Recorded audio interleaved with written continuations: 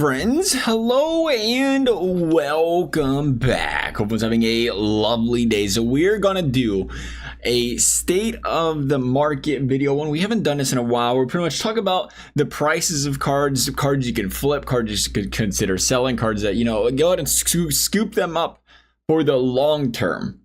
This year, we're learning more and more as time progresses, things a little bit differently. I mean, we're just looking at some of the team years. We're just kind of curious to see how things have been going. You know, 2 million McDavid, 2 million McKinnon.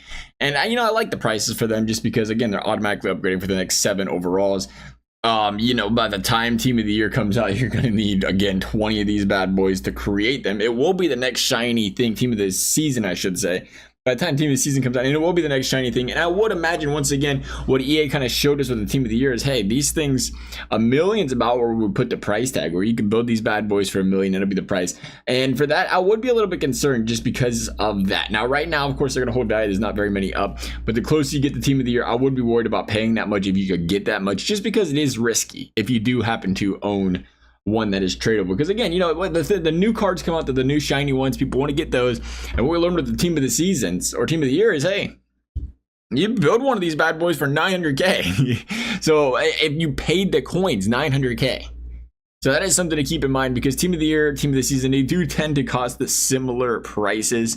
Besides that, though, just going over the basics, one thing, if you want to talk about flipping things still, one thing that I do like to do is to keep in mind that people, especially with this extended bonus out right now, with can I see it from here? I have to go back one more. With the extended season bonus, and this will go throughout any course of the seasons, is there's a buy 10 items from the auction house, which forces people to buy 10 of the cheapest items if they want that free 7,000 coins.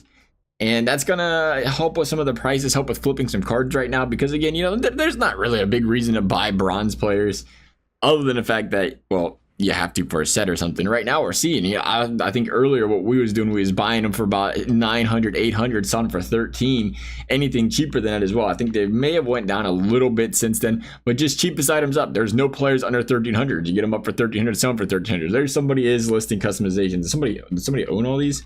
Because they weren't up before. You just have to buy 10 of anything. So pretty much if people are trying to do this, they're like, hey, what's the cheapest item up? And they're filtering it. And again, you know, 1,000 coins there for the jerseys, but they have been selling because there was a lot more jerseys than this up. As you see, 59-minute mark in it.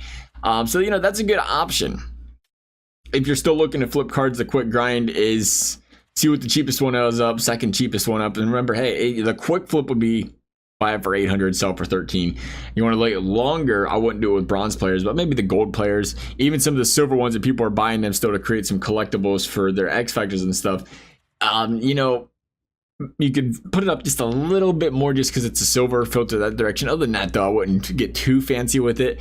Besides that, though, when it comes to flipping cards in this game, I think it's a lot more about being cautious, very, very cautious with the opportunities and understanding, hey, whenever the event's out, whatever event's out, those cards are going to be more expensive than pretty much any other card. And the second that event ends, boy, don't get caught with them on your team if you aren't planning on keeping them long term. The Four Nations face-offs, prime example.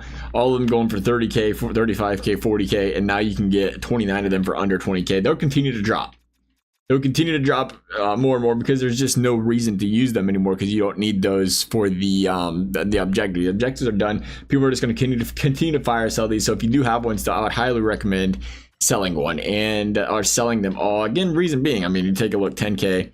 We'll filter the 87 overalls, and as we know this year, EA likes to continue to release the players even when they're not in it. But you know, max that was the wrong direction. Minimum 87. We'll go as high as we possibly need, and you're gonna see that they're just giving them away. There's 9 of them up right now for 10k that are 87s. It was even cheaper earlier, and again with the depending on what the next XP event is as well, it might make it even easier to get the 87s. But a lot of these cards are just losing value. The only reason if Four Nations are going for more is because people are using them in the objectives. They was trading them in, but that's done. That event is done. You still have I want to make sure just to confirm, I want to say there's still the set out for a limited time, or people might be going last minute completing a few sets. No, it's not. It's gone completely. So there is absolutely no reason for them to continue to go up. They will continue to go down. But that means the next one's in is the sharpshooters that are, again, going to be worth some coin. Definitely don't mind right off the bat having some of them, taking a quick look. Would they go? A couple things, as always, you know, try to be in mind. Take it by, do we not have a thing for this? Did I miss it? Sharpshooter, sharpshooter, sharpshooter. Supernatural. Okay, well, we don't have a spot for it. Well, we'll pretend we're looking at it. Okay, then. I was having some problems to get them up today. You know, they might be going for 30K. Right now, they're throwing for 30. They might continue to go for 30. They might bounce up to 35 for a little bit. But by the time, you know, again, Wednesday comes around, Thursday, they'll drop because there's going to be a second wave of them. More packs being ripped, more players being flooded on the market, causing them to go down. And then the final wave, you know, you always want to try to sell them before the Thursday night, the Wednesday before they go out. And the set ends, because that's going to cause them to go down. But really, what's really important here to note as far as cards in general is concerned this season is everything is really strongly dictated by we're gonna get it out stuck here. Everything's really dictated by the sets. You can still sell an 88 again, you know, set 10K for an 87. Meanwhile, you want to buy an 88, it's going to cost you over 50K. One overall point, that big of a difference. And the only reason it's that big of a difference is because they are still being traded in. So I will say this about the 88s. 88s are next. I would highly recommend getting rid of any 88s that you have within the next 2 weeks, because once this event ends, historically what we've seen EA do is they bump it up in overall. You go a couple events where it is trade in the 88 pluses, and then the next event it'll be trade in the 89 pluses. And again, we're at the 88s right now for the William Nylanders. It was the 88s last time, so it's going to be likely 89s going forward from here, and that'll make the 88s just completely tank down to the 20Ks, to the 12Ks, the 14Ks, the 15Ks. Meanwhile, I mean, if you can happen to run to an 89 on the cheap, you know, under 50K, that just pops up, it's like, hey, you might be able to hold on to that for a week or two, wait till the next event to come out, and then people are forced, because all the 88s will be flooded, be harder to get, people will be forced to buy 89s. Might see them trickle up a little bit in the price range, but that is pretty much what we're seeing. Is you're gonna have to run your team based off of whether, if your team's not tradable, is you have to run your team based off what the event's showing us. If we get an 89 next event, that's gonna cause everything below that to go down. So be very, very mindful of that. Other than that, again, not a whole lot going on. That's just we're late stage of the game. Everything's gonna go down a lot except for the new stuff. New stuff's gonna go just depending on what needs to be used for that particular event, whether it goes up, whether it goes down. See if we have anything else to cover. Titans, I mean, it'd be the same story with the Zetterberg set. If, what is it? This one's got anything in it? It is one Titan Zetterberg. It's just collectibles.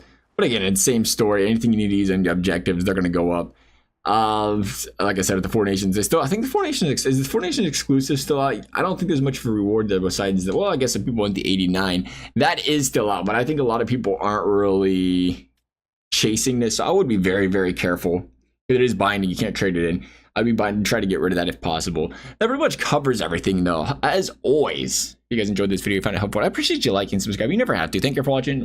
We'll see you next time.